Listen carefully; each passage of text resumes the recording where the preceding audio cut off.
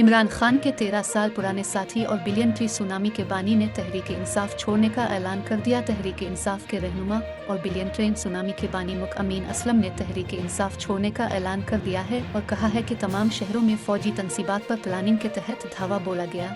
ये मुनज़्ज़म था, बगैर प्लानिंग तमाम शहरों में ये मुमकिन नहीं था। ये एक ऐसा एजेंडा है जिसने पार्टी को हाईजैक कर लिया है। इस पार्टी को अब इसके लिए जवाबदेह होना पड़ेगा। प्रेस कॉन्फ्रेंस से खिताब करते हुए मुकअमीन असलम ने कहा कि करप्शन के खिलाफ मेरिट पर इस ख्वाब का हिस्सा था जिसके लिए हमने पीटीआई को 13 साल पहले ज्वाइन किया।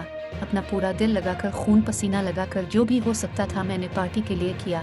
मैंने कोशिश की कि पार्टी को ऐसा एजेंडा दिया जाए जिसके ज़रिए पाकिस्तान में मौसमियाती तब्दीलियों के चैलेंजेस से मुकाबला करे। ग्रीन एजेंडे को ज़बानी नहीं रखा बल्कि पार्टी के लिए 2013 में ग्रीन एजेंडा तैयार किया, से लॉन्च किया। इमरान खान का शुक्रिया अदा करता हूं कि उन्होंने हमेशा इज़्ज़त दी और ग्रीन एजेंडे की हौसला अफजाई की। इस एजेंडे को 2014 में किपी में बिलियन ट्री सुनामी के ज़रिए इम्प्लीमेंट करके दिखाया।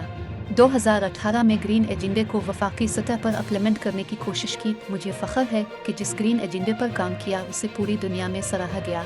इससे पाकिस्तान का झंडा ऊंचा हुआ। पाकिस्तान ने दुनिया को रास्ता दिखाया। गुज़िश्ता 40 सालों में बहुत कम ऐसे एजेंडे होंगे जिसे दुनिया ने सराहा। 15 ममालिक ने बिलियन ट्री के नाम से मंसूबे शुरू किए।